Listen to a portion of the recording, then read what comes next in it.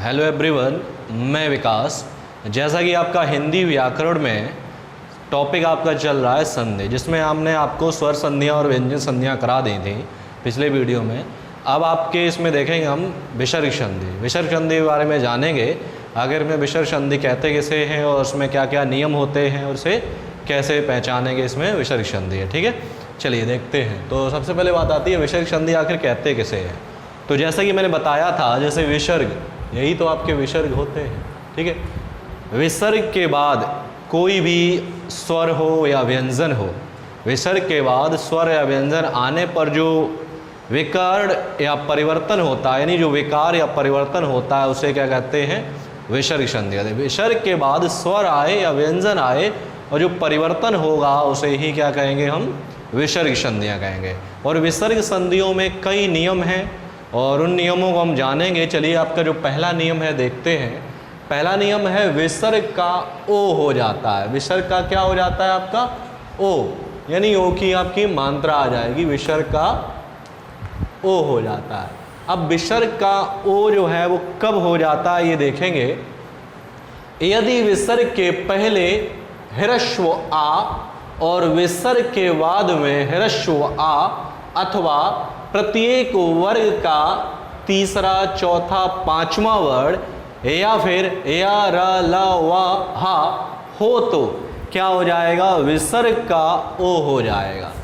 यानी विसर्ग के पहले यदि ह्रस्व आए या विसर्ग के बाद ह्रस्व आ हो या फिर विसर्ग के ह्रस्व के आ के बाद या इनमें से कोई भी हो, चाहे वो व्यंजन का वर्ग का तीसरा वर्ड हो, चौथा वर्ड हो या पांचवा वर्ड हो या फिर या, रा, ला, वा, हा में से कोई भी व्यंजन हो, तो आपका विसर्ग का क्या हो जाएगा? ओ हो जाएगा। विसर्ग का क्या हो जाएगा? ओ। जैसे लिखा है तपह धन वल। अब तपह, इसमें क्या आ रहा है? आपका विसर्ग के पहले आ रहा, विसर्ग के बाद क्या आ रहा है? पा वर्ग का पा, फा, बा, यानी तीसरा व्यंजन आ रहा है। तो यहाँ पर विसर्ग का क्या हो गया? ओ। तपो, यानी ओ की मात्रा आ गई, तो यहाँ पर क्या हो गया? तपोबल। इसी प्रकार इसमें लिखा है मनहा धन रथ। अब विसर्ग के पहले ह्रस्व आए न, यानी ह्रस्व आ रहा है और विसर्ग के बाद रा आ रहा है, तो वहां पर क्या हो जाएगा? नियम कह रहा है विसर्ग का क्या हो जाएगा? ओ हो जाएगा। तो क्या हो गया? मनोरथ। अब इसमें कुछ ज़्यादा बदलाव नहीं हुआ है, सिर्फ विसर्ग के स्थान पर क्या आ गया? ओ आ गया, यानी ओ की मात्रा आ गई। लेकिन इसमें एक अपवाद है। अपवाद क्या है? पुनः एवं अंतः। अगर पुनः एवं अंतः, अगर ये दो वर्ड आए में विसर्ग का रा हो जाता है, तब विसर्ग का क्या हो जाएगा? रा। कब विसर्ग का रा हो जाएगा? जब पुनः एवं अंतः आए। जैसे पुनः धन जन, अब होना चाहिए था जैसे विसर्ग के पहले आपका न, यानी आ रहा है और विसर्ग के बाद जा रहा है, यानी चा वर्ग का तीसरा, चौथा, पांचवा, इनमें बताया था कोई भी आ जाए, जा रहा है, तो विसर्ग का यहाँ पे ओ होना चाहिए था, लेकिन यहाँ पर ओ ना हो करके क्या है? रा है।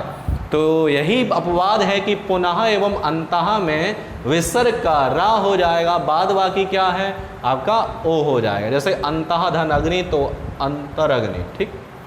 नियम नंबर आपका दूसरा है विसर्ग का रा हो जाता है।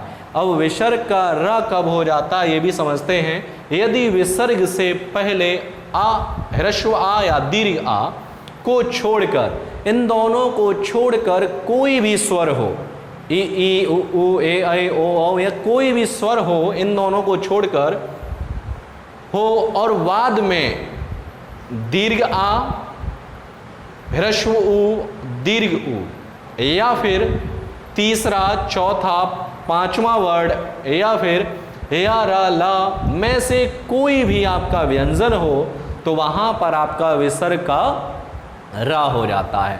विसर्ग का रा कब हो जाएगा?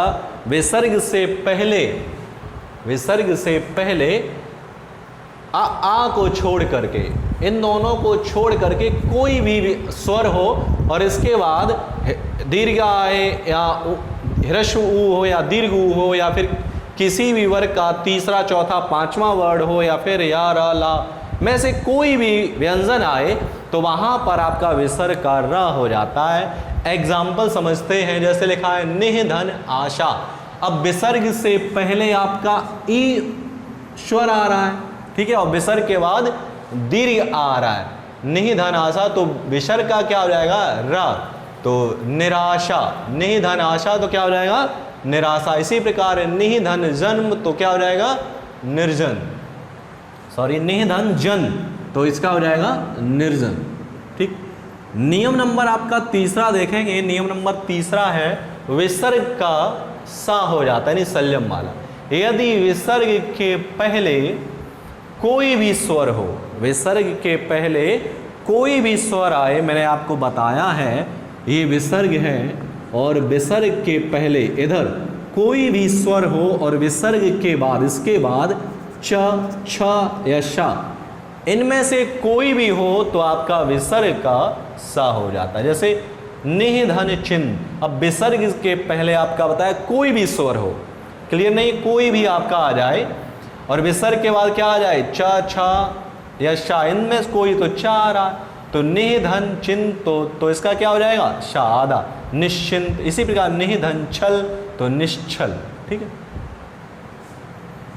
आगे बढ़ते हैं। नियम नंबर आपका 4 है विसर्ग का सा हो जाता है। विसर्ग का षटकोण वाला सा कैसे हो जाएगा, विसर्ग के पहले ई ह्रस्व ई या ह्रस्व उ और वाद में का खा, का खा, टा ठा, पा फा में से कोई भी वर्ड हो तो विसर्ग का आपका सा हो जाएगा। जैसे निह धन कपट, अब विसर्ग के पहले ह्रस्व ई आ रही है और विसर्ग के बाद क्या आ रहा है का आ रहा है, तो विसर्ग का यहाँ पर क्या हो जाएगा सा, तो निष्कपट। निह धन कपट तो क्या हो जाएगा निष्कपट। इसी प्रकार धनुः धन टंकार तो क्या हो जाएगा इसका धनुष टंकार। तो इस वीडियो में करीब हमने आपके जो 4 नियम हैं वो हमने देखे, और भी विसर्ग संधियों के आपके नियम हैं जो हम आपको अगले वीडियो में कराएंगे। और इसमें आपके जो आपका चौथा नियम है, इसमें 1-2 अपवाद हैं, वो भी हम देखेंगे अगले वीडियो में। मिलते हैं आपको अगले वीडियो में, तब तक के लिए धन्यवाद।